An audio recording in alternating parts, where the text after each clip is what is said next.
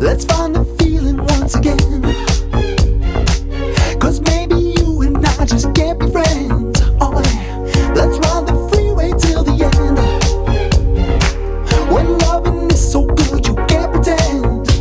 I know I left you hanging, but I'ma right my wrongs. I'ma write you love letters like I wrote this song. Gonna put a plan together, gonna put it all in motion. Every single thing I gotta do to fall back to you. You already know I had a lot on my mind. Oh yeah, but it's never too late to try.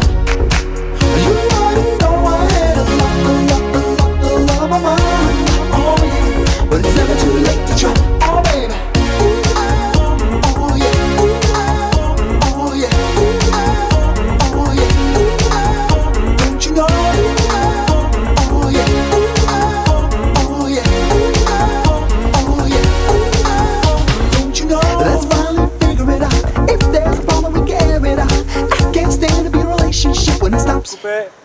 Dans cet épisode singulier, j'aurai le plaisir particulier de vous parler de jeux de série B. Le jeu vidéo de série B existe, je l'ai rencontré. Et par les temps qui courent et par les émanations qui sont généralement issues de ces terribles choses, nous devrions porter un masque à gaz, ce qui a rempli un objectif. Nous devions porter un masque à gaz et nous avons porté un masque à gaz, donc nous sommes relativement dans une situation peu confortable. Nous allons donc traverser des incroyables décombres remplis de trucs organiques chelous. Y aura-t-il des monstres? Y aura-t-il de la moisissure? Peut-être même y aura-t-il de la saumure? Nous sommes dans un jeu très singulier. Il est sorti en 2010, il a été réalisé par Raven Software, c'est un titre qui avait clairement l'œil lorgné sur ce qui fonctionnait à l'époque.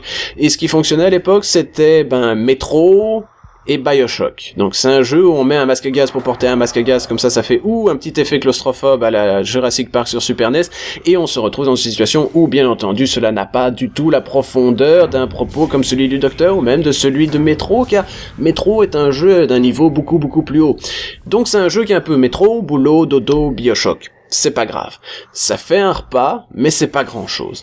Il y a des choses ici qui sont particulièrement sympathiques. Il y a des emprunts à BioShock dans le sens où c'est une uchronie dystopique où dans le futur, les communistes, qui sont décidément très méchants parce qu'ils sont communistes, avaient un système de manipulation temporelle que vous avez récupéré parce que vous êtes un soldat américain tiré de la série Résistance et que vous êtes là pour faire justement de la résistance et vous allez vous battre en utilisant ces pouvoirs contre les gens qui vous les ont fournis. Par exemple, c'est toujours très plaisant de pouvoir arrêter un mec en pleine course, lui vider un demi-chargeur dans la calebasse et dire que ce sera fini comme ça. Je veux dire, c'est très plaisant en termes de gameplay. Or, la compagnie qui a fait ce jeu, c'est certainement une compagnie qui est plus apte que d'autres à faire des FPS de série B.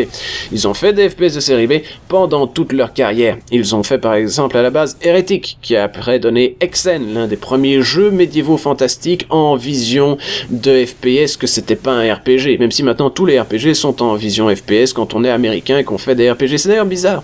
La plupart des Américains ont l'air de considérer que voir à travers les yeux du protagoniste, c'est certainement ce que l'on peut faire de mieux, car cela évite de représenter le personnage, de lui donner une quelconque personnalité, et certainement le joueur peut avoir une forme, du moins c'est ça qu'on espère, d'identification avec ce personnage, à la Gordon Freeman, qui ne parle jamais, qui n'a pas de jambes, qui est juste une main qui vole attachée à une caméra avec un angle chelou. Donc Raven Software, ils ont fait des très bons jeux. Ils ont d'ailleurs fait des bons RPG, les X-Men Legends sur PlayStation 2 et tout ça, c'était eux. C'était certainement une plus grande compréhension de l'univers mutant que dans les jeux qui vous sont proposés maintenant, ou même dans les films, admettons-le, ce n'est pas particulièrement sidérant. Ils ont fait aussi des grands FPS, dans le sens où Jedi Knight 2, c'était eux, et Jedi Knight 2, c'était un sacrément bon FPS, c'est probablement le meilleur FPS Star Wars qui ait jamais été produit, même encore aujourd'hui. Je sais qu'il y a des adeptes des jeux qui sont sortis sur console et tout ça, parce qu'ils voulaient jouer online et tout ça, mais bon, voilà, avoir les pouvoirs de la force et être Cal-Katarn, un personnage qui d'ailleurs n'existe plus maintenant que l'on a détruit l'univers expanded de Star Wars, bref, voilà. On a ici Singularity, c'est un jeu qui est particulièrement sympathique. Il a des qualités de gameplay basées sur sa nervosité. C'est un jeu qui est relativement nerveux. C'était à la base censé être un FPS console à couloir, mais ils en ont fait un jeu qui certainement a, malgré tout, le code génétique d'un FPS PC de la grande époque, un FPS PC d'avant l'invention de la technologie en quelque sorte. Et c'est un titre, je vous avais parlé il y a quelques mois de ça, dans un autre touche-ta, de un jeu qui s'appelait Red Faction Armageddon et qui lui aussi proposait un gimmick où vous pouvez reconstruire des trucs en utilisant un pouvoir que vous avez. Et si vous pouvez aussi reconstruire des trucs que vous avez un pouvoir qui vous permet de les reconstruire, mais vous savez quoi? Ça marche Probablement parce que le level design est centré autour de l'idée de faire quelques petits puzzles où ça fonctionne. Par exemple là, on a utilisé cette espèce de bizarre plante chelou tiré de la série Résistance, je le répète encore une dernière fois, ce sera la dernière instance, pour pouvoir ouvrir ce truc, pour pouvoir ensuite passer à travers en récupérant ce machin qu'on a détruit et qu'ensuite on peut reconstruire de l'autre côté pour monter le machin que l'on doit passer en dessous. C'est très réfléchi. C'est un type de jeu de série B que l'on pourrait considérer comme judicieux d'acheter. Il coûte quelque chose comme 10 €, il tourne bien sur ce moteur qui est maintenant tellement suranné, celui qui s'appelle l'Unreal Engine 3.0, et c'est un jeu qui est plutôt rigolo, c'est plaisant d'y jouer, il dure quoi, 8 heures, c'est doublé par des gens qui font des gros accents russes, les gros accents russes comme ça, et la Troïka viendra pour te tuer, ho ho ho ho ho ho. Et c'est donc très plaisant de voir des gens, on peut leur tirer dessus, parce qu'on sait bien qu'en Amérique, il faut d'abord avoir le sucre, et ensuite femme et pouvoir.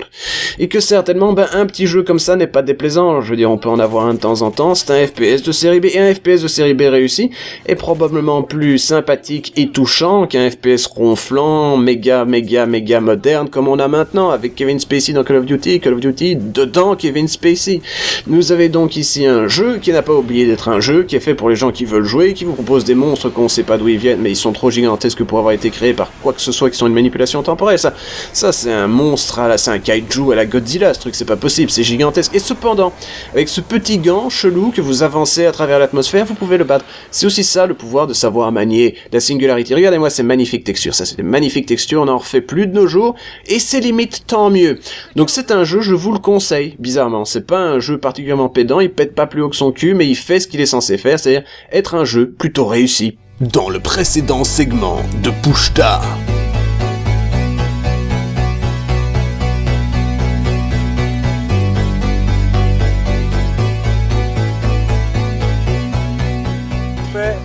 Dans ce segment-ci... Coupé.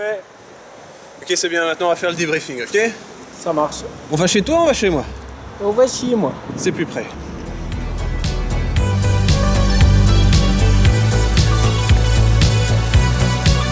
Oh merde, on a oublié la caméra.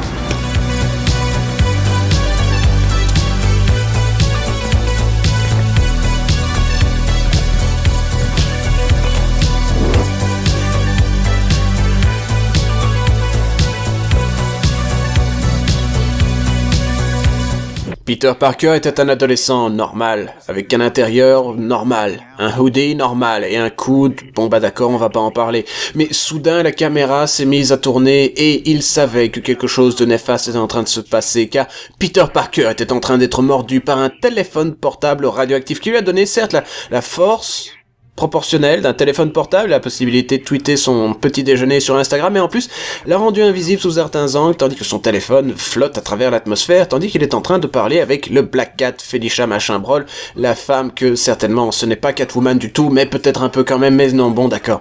Donc ici vous avez un jeu qui s'appelle The Amazing Spider-Man 2, c'est l'adaptation du film qui n'était pas amazing non plus, qui s'appelait The Amazing Spider-Man 2, et vous aviez donc cette situation particulière où le titre du jeu est totalement mensonger, car ce jeu n'est ni réellement Amazing, ni réellement Spider-Man, mais il est peut-être il est peut-être 2, mais ça ne donne pas beaucoup non plus. Donc Peter, on le connaît par cœur, c'est l'histoire d'un jeune homme, un adolescent qui était mal dans sa peau et qui doit faire des choses afin de réaliser cette terrible destinée qui est celle d'être un homme responsable, car il a la force de changer les choses et que s'il ne faisait rien, bien entendu, il s'en voudrait, car il est de ceux qui peuvent faire la différence, un peu comme je le suis dans le domaine de la critique vidéoludique. Nous sommes dans une situation particulièrement systémique où on a un jeu, il est pas terrible, et regardez, ça c'est moi, je suis dans un hangar, je me bats contre des Ruskis, je me bats contre, décidément, des gens de manière furtive. Ça, c'est Spider-Man, il est furtif. Ça lui arrive de temps à autre, et ce n'est pas particulièrement convaincant, et voilà, nous sommes encore une fois furtifs, ça c'est très furtif, et on se bat contre des gens, on ne sait pas pourquoi on se bat contre eux, mais on se bat contre eux, et on a les pouvoirs incroyables d'avoir ce mode détective qui nous permet de voir à travers les choses, afin de taper des ennemis de manière plus ou moins furtive, même si certainement on n'est pas aidé par le jeu qui vous tape un peu n'importe où. Et voilà, nous sommes partis pour un système de combat où vous appuyez sur carré de manière répétée, tandis que de temps à autre, on vous dit il faut esquiver mec, parce que votre sens d'araignée vous le dit, il y a quelqu'un qui a décidé de te taper dessus, même s'il a une Kalachnikov en main, on ne sait pas pourquoi. Donc, c'est un jeu, il est raté, mais il est raté d'une manière particulière. C'est un jeu qui essaye d'être Arkham Asylum, Arkham City, Arkham Origins, bref, un Arkham quelque chose, qui a été réalisé en 6 mois par des branleurs qui, à la base, sont capables de réaliser un jeu médiocre, mais qui, si on leur donne pas le temps, font un jeu affligeant, et qui, ici, ont réalisé, regardez-moi ce Spider-Man, un Spider-Man eunuque. Il n'a pas de les couilles, il n'a pas de la bite, il ne l'a pas de son âme, il ne sait pas qui il est, il ne sait pas du tout qui il est. Regardez la preuve, il va chercher sur Google pour savoir qui il est. Et soudain, il y a une image qui va apparaître de Spider-Man, et Spider-Man, il va se dire, je dois être ce Spider-Man-là. Alors vous vous demandez peut-être pourquoi il était Ultimate Spider-Man dans un film qui est adapté du film qui s'appelle The Amazing Spider-Man. Mais ça aurait pu être pire, il aurait pu être Miguel O'Hara, Spider-Man 2099, avec cet incroyable costume qui a été tiré de la version Xbox 360 de Xbox 360 de Xbox 360 de Spider-Man Shattered Dimensions, ou peut-être Spider-Man The Edge of Time. Il est amazing! Donc nous savons ceci, c'est un jeu qui a été réalisé de manière particulièrement au lancer-jeté par des gens, ils sont particulièrement blasés de leur position de petits tâcherons québécois du jeu dont personne n'a rien à foutre, qui est réalisé sur plein de formats. Alors ça, c'est la version PlayStation 4. Je vais le dire quand même, parce qu'à un moment ou un autre, on se dirait, peut-être qu'avec le temps, l'évolution du média étant, les jeux vidéo sont de meilleure qualité, et tout ci, tout ça. Or, je pense que le niveau moyen du jeu vidéo est en train de monter. Les jeux sont moins mal foutus qu'avant, mais... D'ailleurs, ce jeu est relativement fluide. Il est vide, il est laid, mais on peut pas dire qu'il y ait des masses d'aliasing, c'est juste moche. C'est moche, mais c'est pas techniquement mal fait. Est-ce qu'on pourrait considérer que la laideur esthétique de ce jeu est une résultante de son incapacité technique? Sans doute que non. Bon, par contre, le crâne de la femme qui passe à travers le toit de la voiture, oui, ça, c'est l'incapacité des gens qui ont fait le jeu. Or, à la base, Binox, ils sont ici chapeautés par Thomas Wilson, qui était le directeur de la compagnie. C'est une petite compagnie qui, à la base, était spécialisée dans le portage, et ils ont fait un jeu qui arrive totalement à tourner aussi bien sur Xbox One que sur PlayStation 4, en 1080p, avec à peu près le même type de framerate. Mais vous avez dû voir des conséquences terribles à cette décision, c'est que le jeu il est moche, il est vide, et je vais même pas vous parler de la taille de Manhattan dans ce jeu, parce que la taille de Manhattan c'est un sandwich quoi, je veux dire il n'y a pas la possibilité de s'étendre les jambes, elle fait genre 6 mètres sur 3 km, c'est ridicule. Regardez, je prends la pause, je suis amazing! Et soudain, les news du Daily Bugle vous affichent décidément une photo de vous avec un costume que c'est pas le bon costume. Ils sont même pas capables de faire une cutscene contextuelle qui s'imagine l'idée possible que vous ayez changé de costume. Or, changer de costume, c'est la seule chose que vous pouvez faire dans le jeu si jamais vous voulez tromper votre ennui, parce que c'est pas les séquences furtives à la con à l'Arkham Asylum, c'est pas les combats débiles qui ont été repompés dans Arkham Asylum, c'est même pas le web swinging, parce que dans ce jeu, le tisseur, il est plus pisseur que tisseur, car il sait vraiment pas ce qu'il fait, quoi.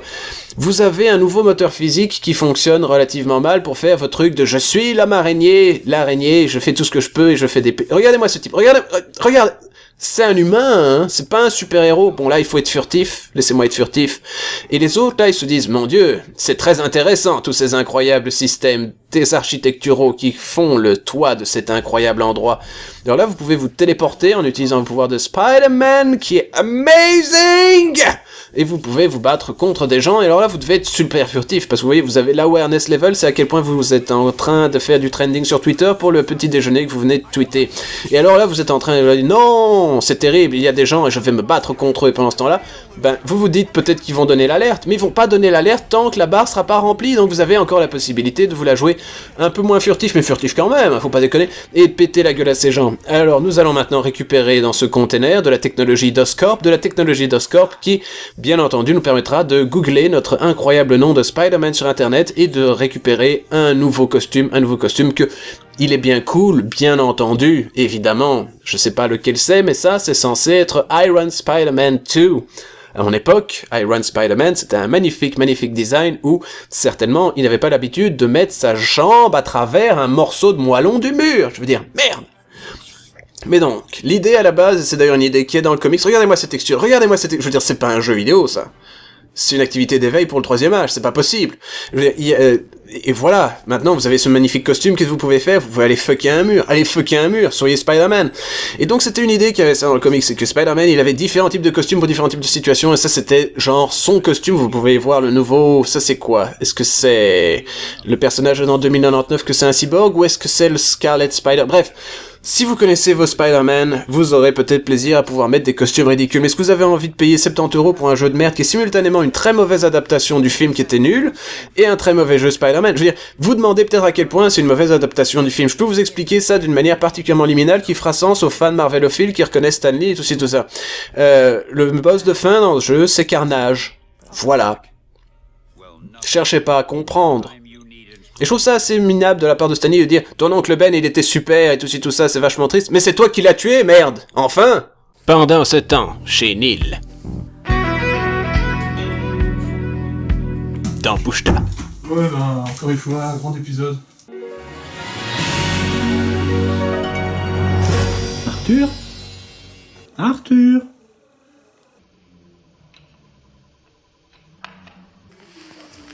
Si vous êtes comme moi, quand vous empruntez les transports en commun, vous écoutez certainement des MP3 sur votre Lumia parce que vous n'avez pas les moyens de vous payer un meilleur téléphone que ça. Mais cependant, ce genre d'artifice est habituellement réservé aux docteurs et maintenant disponible pour l'intégralité de l'humanité.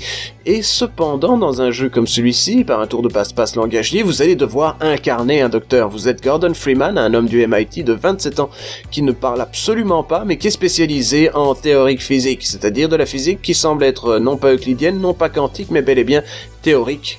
Je ne sais pas si elle existe, mais cependant, c'est le genre de truc qui permet de puncher un trou à travers l'espace pour aller visiter des aliens sur la planète Xen et annihiler leur patron, parce que décidément, c'est une forme d'invasion que vous êtes ici censé perpétrer. Donc, pour ce que j'en comprends des gens du MIT, le personnage de Gordon Freeman est parfaitement raisonnablement réaliste. Les gens qui ont fait le MIT ne sont pas nécessairement le genre de gens qui sont capables de parler, mais décidément, ce genre de personnes où vous dites, bah, si je lui filais un pied de biche et qu'il devait se défendre contre des gens, je pense qu'il serait capable de péter le crâne à pas mal de personnes avant de crever. C'est assez pratique de se le dire. Donc c'est un jeu très réaliste, avec des graphismes photo-réalistes, et bien entendu l'un des scénarios les mieux écrits d'histoire de l'humanité, car c'est un peu le premier FPS à couloir prétentieux de l'histoire du monde qui vous est proposé ici. C'est aussi paradoxalement un très grand FPS, même encore maintenant. En termes de gameplay, tout n'est pas nécessairement parfait, mais tout fonctionne suffisamment bien pour qu'on se dise, oui, ça fait sens que le système Half-Life ait été plébiscité par tant de modes, comme je sais pas moi, Counter-Strike, Gunman Chronicles, Natural Selection, Svencop, plein d'autres trucs, et voilà le G-Man. Alors à la base, je pense que le G-Man c'était plus une blague ou une forme de référence à X-Files qu'autre chose, et que maintenant, bon bah évidemment, vu que le scénario est prétendument profond, on se retrouve avec un truc où on a bientôt vu le scénario d'Half-Life 2 se pointer devant nos yeux. Donc ici, vous avez un jeu qui est réalisé sur un scénario de Mark Laidlaw, c'est un écrivain de science-fiction et de fantasy qui a aussi aidé dans le level design. Et mes avis que ça fait sens de permettre à la personne qui fait la narration du jeu d'aider à l'élaboration de celui-ci. La forme de narration qui vous est proposée ici est peut-être un peu pompeuse, mais elle fonctionne très bien parce qu'elle repose sur un artifice qu'on peut comprendre, c'est-à-dire que, décidément, tout vous est présenté dans la caméra. Vous êtes une vision subjective et on va bouger le monde autour de vous pour donner l'impression que ce gigantesque corridor en branchements multiples que vous empruntez finit par se refermer sur lui-même et donne l'illusion d'un monde qui est réellement grand, qui existe peut-être un peu et qui certainement dans votre esprit finit par faire sens d'un pur point de vue géographique et topographique. Alors voilà, ça c'est des Mudokon, connus pour la série Oddworld, je ne sais pas lequel c'est Abe, mais bon voilà. Je ne sais pas si vous vous souvenez, mais à la base, les Vortigons, c'était des méchants. Alors c'est un jeu Valve, je dois vous le dire. C'est un jeu Valve, il est sorti sur PC, ça c'est une Valve, ça c'est un jeu Valve, et il est sorti sur PC en 98, ce qui explique l'effet particulier de ce qu'il a entouré dans son système de gameplay. Vous avez ici des ventilations que vous pouvez emprunter, comme dans Metal Gear Solid, un autre jeu qui est sorti en 98. Et vous aurez certainement remarqué que c'est un jeu qui, pour un premier jeu, est un jeu très réussi. Tout n'est pas parfait. Certainement, on se dit que c'est probablement le jeu avec les pires échelles de l'histoire de l'humanité, mais cependant, c'est un peu les échelles qui ont donné le là pour le reste. Oh, reviens, G-Man, on a encore besoin de toi pour la suite du jeu. Tu sais, on va faire Half-Life 2. Reviens, mec. Donc, c'est un jeu qui a fait des efforts aussi pour créer un système narratif qui est maintenant emprunté par tout le monde. C'est-à-dire, on va vous mettre des scripts avec des explosions dans la gueule et il se passe des trucs et vous êtes censé continuer et les gens, ils vous parlent. Vous leur répondez pas parce que vous êtes un gars du MIT, mais les gens, ils vous parlent et parfois vous vous battez contre des boîtes. Et les boîtes, ben, évidemment, vu que vous êtes un mec du MIT, elles savent que la physique est théorique, donc elles explosent. Il y a rien dedans, mais elles explosent. Et vous avez aussi cette incroyable, terrible méchanceté du level design qui fait que, oui, d'accord, on a pour la plupart de nos énigmes des trucs où vous devez être doué en plateforme. Or, être doué en plateforme dans un FPS, c'est juste insupportable. Cependant, je suis capable de faire ces plateformes dans ce jeu car j'ai joué à CS pendant près de 5 ans, donc j'ai une idée vague de comment la physique de ce jeu fonctionne. Je sais aussi que son moteur 3D basé à la base sur le code de Quake 2 et réécrit à 70% n'est pas nécessairement le moteur 3D le plus puissant de l'histoire de l'humanité, mais qu'il est réellement capable d'une chose, c'est qu'il est transformable, il est aisément transformable, ce qui explique tous ces incroyables modes qui sont sortis sur ce truc et qui ont donné tout son sucre au fait de vendre Half-Life. En fait, Half-Life, c'était un bon jeu qui a eu la chance d'être poussé par derrière par des modes extraordinaires pendant des années et des années, ce qui lui a fait finalement justifier son titre de Half-Life, un peu sur le même modèle que le système de radioactivité où un isotope perd la moitié de sa valeur pendant la moitié de sa vie et que ainsi CSA et tout ça dans le système un peu ubiquien de ce qui se passe ici, car c'est un jeu qui a été très rentable et qui a certainement permis à une compagnie comme Valve de faire les efforts qui lui ont permis de sortir Steam, qui était une terrible daube à sa sortie mais qui est devenu le sauveur du jeu vidéo PC, ce sauveur du jeu vidéo PC qui avait justement été conspué tellement à sa sortie. Voilà, j'ai bloqué un truc avec une roquette, ça c'est Half-Life. Qu'est-ce que vous voulez que je vous dise? Le fait que je sois en train de me battre contre un bébé avec une tête en forme de fleur dont le colon de Mobutu n'a pas beaucoup d'importance, mais bon voilà, on y est. Donc c'est un jeu qui est sorti en 98 et c'est censé être le plus grand jeu de l'histoire de l'humanité, du FPS, de ceci cela, ce jeu que vous avez actuellement sous les yeux qui s'appelle Half-Life ou La vie de Half pour nos frères québécois. C'est donc un jeu qui est sorti la même année que F-Zero X, le plus grand jeu de course futuriste de l'histoire de l'humanité qui a joué à F-Zero jusqu'à la sortie de F-Zero GX bien entendu, mais probablement le meilleur jeu de course futuriste de sa génération. Metal Gear Solid, un jeu qui avait justement pris le parti de faire la même chose qu'Half-Life, mais en empruntant aussi des codes de réalisation cinématographique, et qui finalement font un jeu qui est moins pur, mais qui a un plus gros impact psychologique, un impact psychologique que l'on sent encore de nos jours. C'est un jeu qui est sorti l'année de Pokémon, de Grim Fandango, de Ocarina of Time, de Thief, de Baldur's Gate, et pourtant ce jeu est encore reconnu comme l'un des jeux les plus réussis de son époque. Pourquoi? Parce que le début est super, et que la fin est réellement intrigante, à cause de cet artifice du G-Man.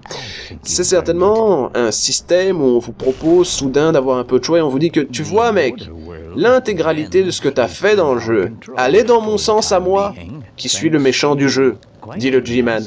C'est le même artifice que dans System Shock 2, Bioshock 2, Bioshock Infinite, Bioshock à la plage, Martin dans Bioshock, Kevin Spacey dans Call of Duty dans Kevin Spacey, et des choses comme ça. Et c'est certainement un jeu qui a fait du FPS moderne, non pas le truc un peu décomplexé qui fait un peu peur qui était doux, mais l'idée de la possibilité d'une narration intertextuelle vidéoludique par les moyens de représentation graphique qui vous sont offerts ici.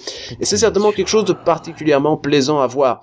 C'est le tout que l'on peut considérer comme plus qu'une somme de ces parties qui vous est proposée ici. C'est finalement ce que c'est de faire une grande œuvre d'art. Et c'est incroyable de dire qu'ils sont arrivés à faire une grande œuvre d'art sur un scénario de série B où un couillon muet se bat contre des hideux zombies aliens en utilisant un pied de biche et des armes comme une arbalète, un magnum sans texture, un Glock qui est chelou, une bizarre mitraillette, un shotgun qui ne marche pas et un flingue qui permet de balancer des abeilles venues de l'espace.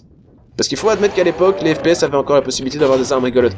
Et pour Half-Life 2, c'est quoi? Eh ben, c'est simplement la suite de la conséquence que le fait est que le G-Man vous a recruté, que vous êtes maintenant, soi-disant, un agent résistant, mais en fait, qui sait peut-être, travaillez-vous pour le G-Man? Car après tout, vous êtes Gordon. Mais êtes-vous un Freeman?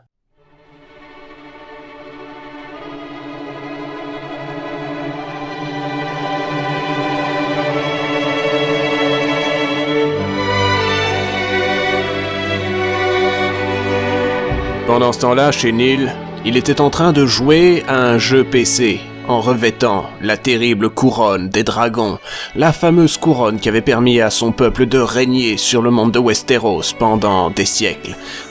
Ça fait du bien. Et ceci ne nous aidait certainement pas à terminer un épisode de Pushta. Quand soudain... Ok, Neil, t'es prêt à tourner? Salut tout le monde, c'est Henri le Paisseur dans la nouvelle génération de Pushta. Aujourd'hui, je vais vous parler dans un de mes let's play de Chess Master, un jeu sorti en 1989 sur NES. C'est un jeu de Software Toolworks. Lançons la vidéo. Déjà, ça commence très très bien. Il y a Give Me Five, dans la musique c'est du jazz. Et ça, c'est un cheval. J'adore les chevaux. J'adore même les chevaux. Car on va pas faire de faute malgré les jeux vidéo. Donc c'est un jeu d'échecs, un jeu que vous connaissez sans doute, et je dois dire que ce n'est pas parce qu'un jeu parle des échecs, que c'est un échec.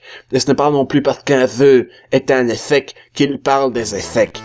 On va donc bouger un pion, l'ennemi il bouge un pion noir parce qu'il est raciste, et ensuite on bouge un fou, même si on ne l'est pas, il bouge un pion noir car il est raciste, et je continue à avancer avec ma reine, ce n'est pas ça, et là on va un peu défendre mes défenses, avec des défenses sans défense, en bougement, un cheval! Et ici l'ennemi a fait une erreur tactique et je pense que, oh non, j'ai joué trop vite, et l'ennemi il est mat parce que, évidemment, il est mat parce que j'ai joué trop vite!